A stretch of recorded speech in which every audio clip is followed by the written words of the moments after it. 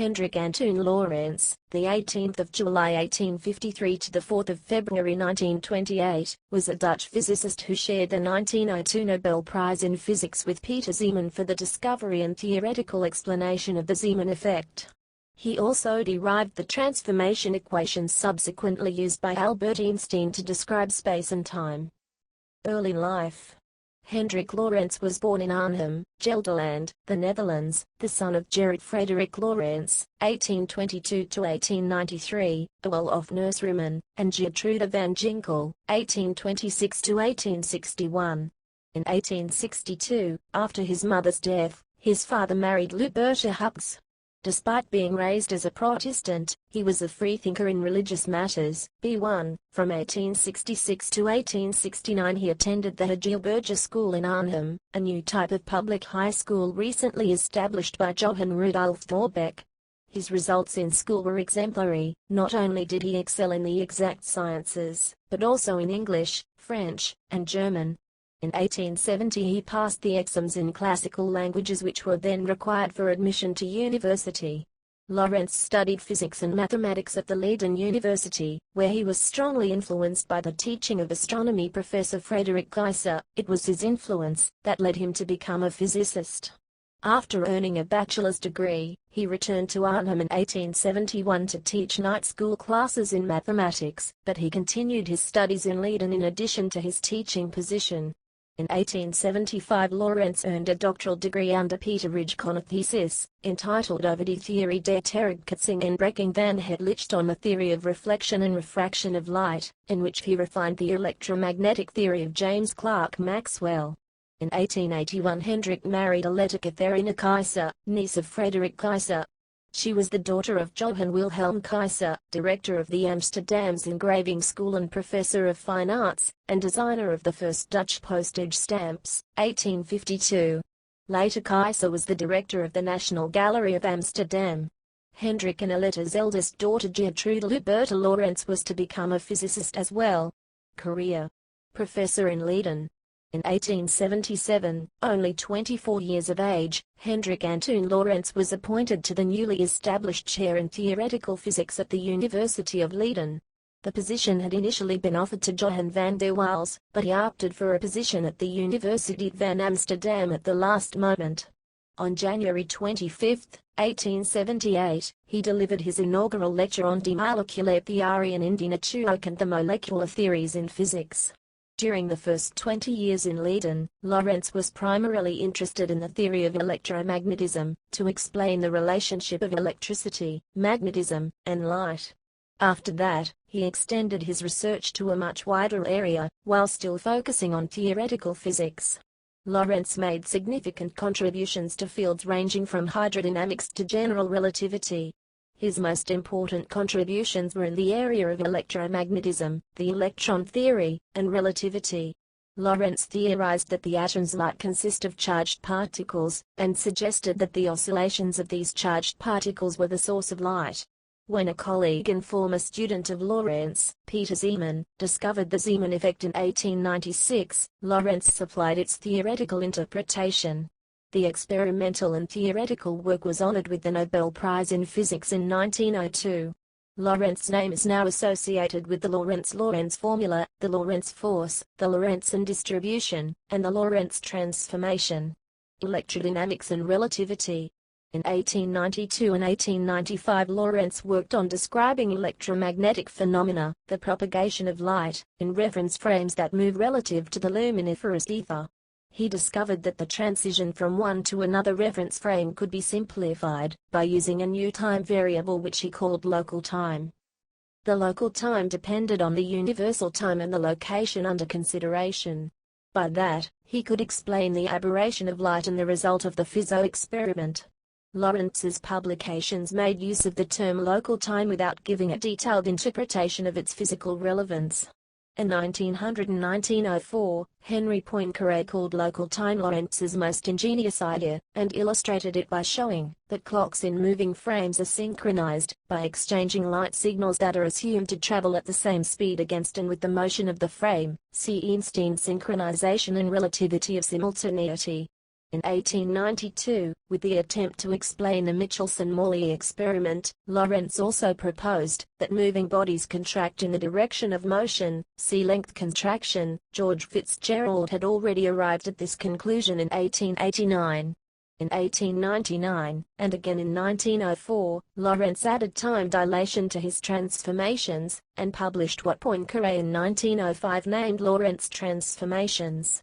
It was apparently unknown to Lorentz that Joseph Larmor had used identical transformations to describe orbiting electrons in 1897.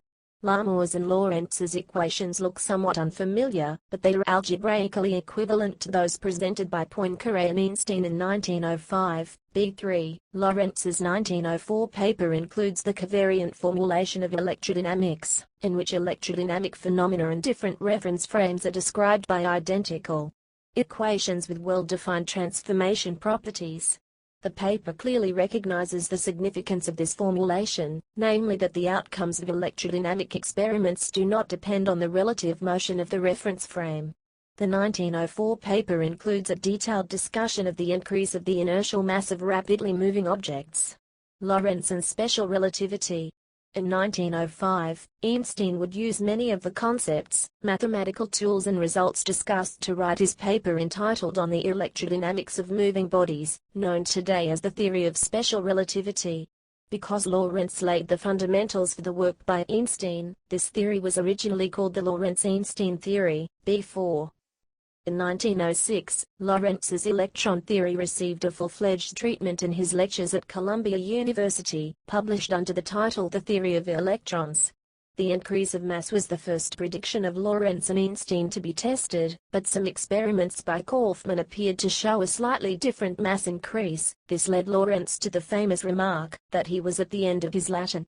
The confirmation of his prediction had to wait until 1908 and later, see Kaufmann, Butcher and Newman experiments. Lorentz published a series of papers dealing with what he called Einstein's principle of relativity. For instance, in 1909, 1910, 1914, and his 1906 lectures published with additions in 1909 in the book The Theory of Electrons updated in 1915, he spoke affirmatively of Einstein's theory.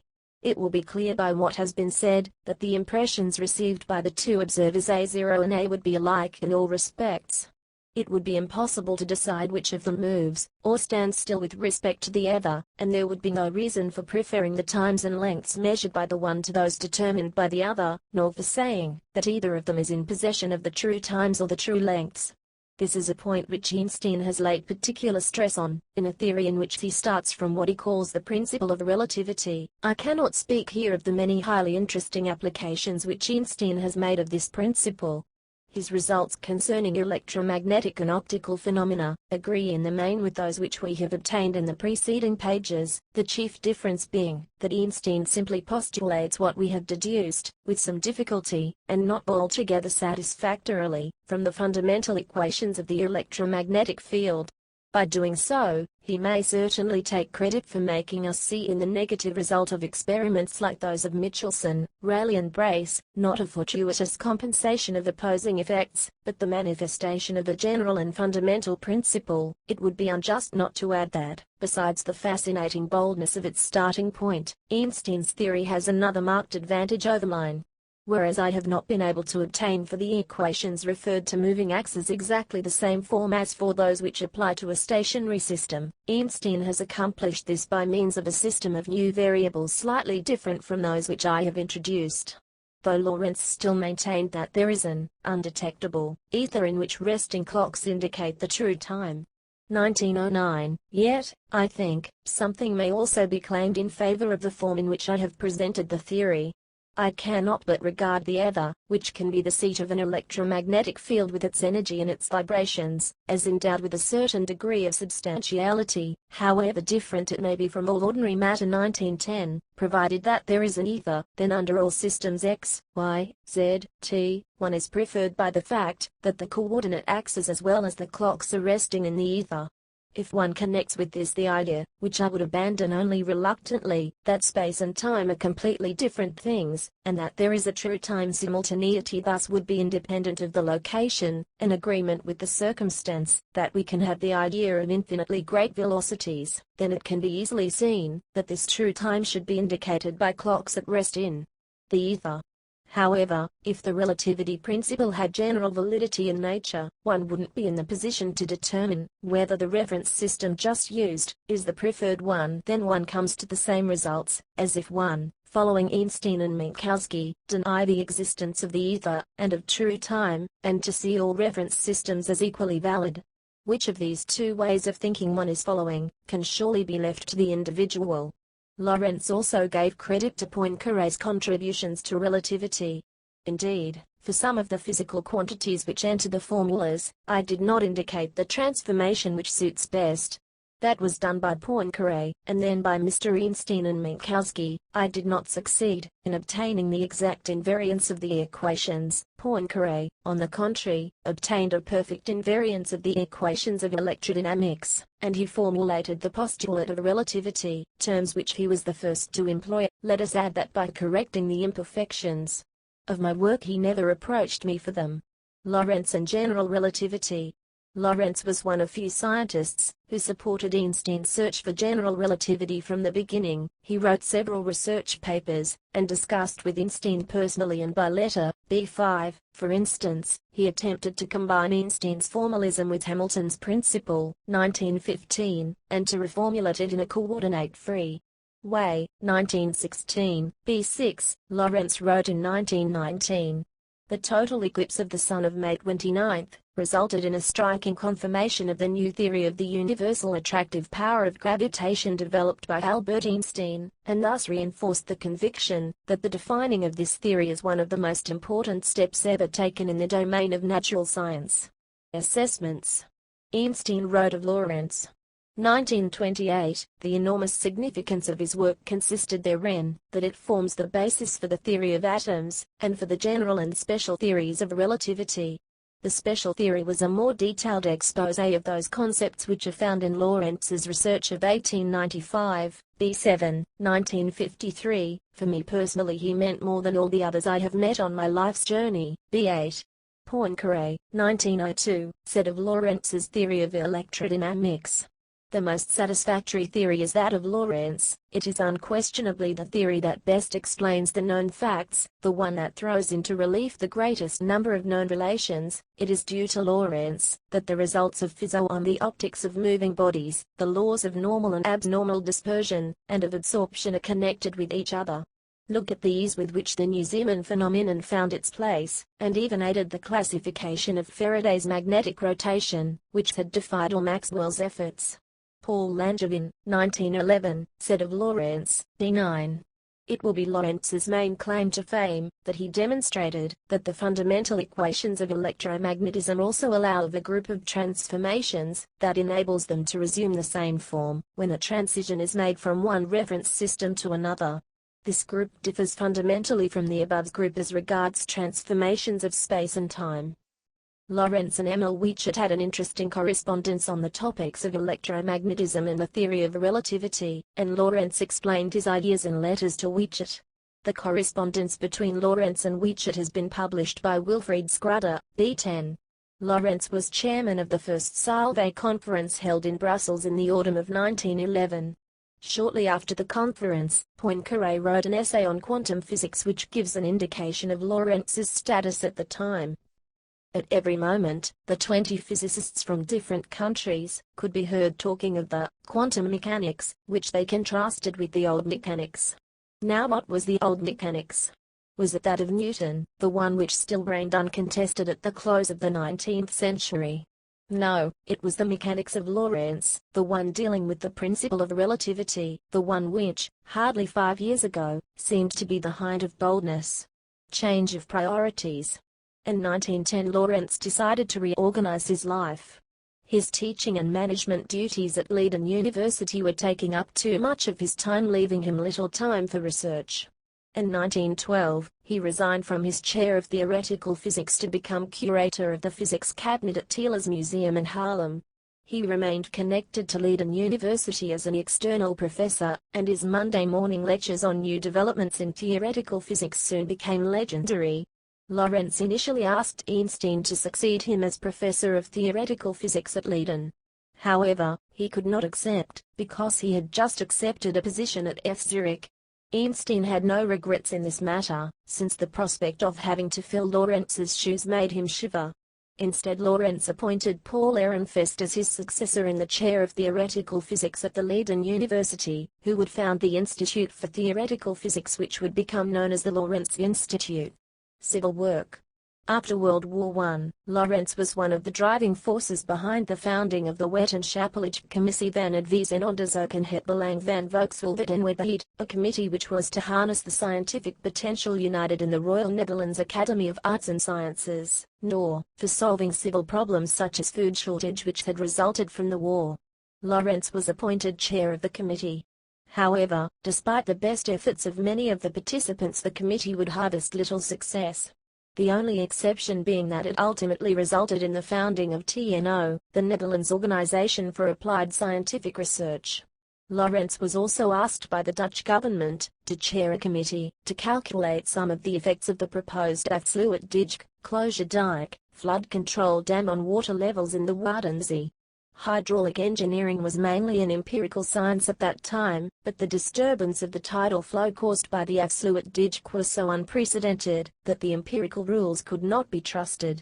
Originally, Lorentz was only supposed to have a coordinating role in the committee, but it quickly became apparent that Lorentz was the only physicist to have any fundamental traction on the problem. In the period 1918 till 1926, Lorentz invested a large portion of his time in the problem. Lorentz proposed to start from the basic hydrodynamic equations of motion and solve the problem numerically. This was feasible for a human computer, because of the quasi-one-dimensional nature of the water flow in the Waddenzee. The Afsluitdijk was completed in 1932, and the predictions of Lorentz and his committee turned out to be remarkably accurate. B11, one of the two sets of locks in the Afsluitdijk, was named after him. Death. In January 1928, Lorentz became seriously ill, and died shortly after on February 4. The respect in which he was held in the Netherlands is apparent from Owen Willens Richardson's description of his funeral. The funeral took place at Haarlem at noon on Friday, February 10. At the stroke of 12, the state telegraph and telephone services of Holland were suspended for 3 minutes as a revered tribute to the greatest man Holland has produced in our time. It was attended by many colleagues and distinguished physicists from foreign countries. The president, Sir Ernest Rutherford, represented the Royal Society and made an appreciative oration by the graveside. B12. Unique 1928 film footage of the funeral procession with a lead carriage, followed by 10 mourners, followed by a carriage with the coffin, followed in turn by at least 4 more carriages, passing by a crowd at the Grote Markt, Haarlem, from the Zijlstraat to the Smedestraat, and then back again through the Grote Houtstraat towards the Barteljorisstraat, on the way to the Algemeen Begraafplaats. At the Cleveland, Northern Haarlem Cemetery, has been digitized on YouTube. B13, Einstein gave a eulogy at a memorial service at Leiden University. Legacy. Lorentz is considered one of the prime representatives of the Second Dutch Golden Age, a period of several decades surrounding 1900 in which the natural sciences in the Netherlands flourished. Richardson describes Lorentz as a man of remarkable intellectual powers. Although steeped in his own investigation of the moment, he always seemed to have in his immediate grasp its ramifications into every corner of the universe. The singular clearness of his writings provides a striking reflection of his wonderful powers in this respect. He possessed and successfully employed the mental vivacity which is necessary to follow the interplay of discussion, the insight which is required to extract those statements which illuminate the real difficulties, and the wisdom to lead the discussion among fruitful channels, and he did this so skillfully that the process was hardly perceptible. B12. M. J. Klein, 1967, wrote of Lorentz's reputation in the 1920s. For many years physicists had always been eager to hear what Lorentz will say about it, when a new theory was advanced, and, even at 72, he did not disappoint them. B14. In addition to the Nobel Prize, Lorentz received a great many honors for his outstanding work. He was elected a Fellow of the Royal Society in 1905. The Society awarded him their Rumford Medal in 1908 and their Copley Medal in 1918. Although he is not generally recognized for his work in the field of botany, Lorentz was the author of some plant taxa, such as Arxopterygium chrysobachiae and H. Lorentz, co-authored with botanist Georg Hans Emmo Wolfgang Hieronymus, 1846–1921, and was a co-author of the book Nova Guinea, Resultats de l'expedition scientifique. Néerlandaise la Nouvelle Guinée, 1909–1936 Guinée, 1909–1936 Guinée, 1909–1936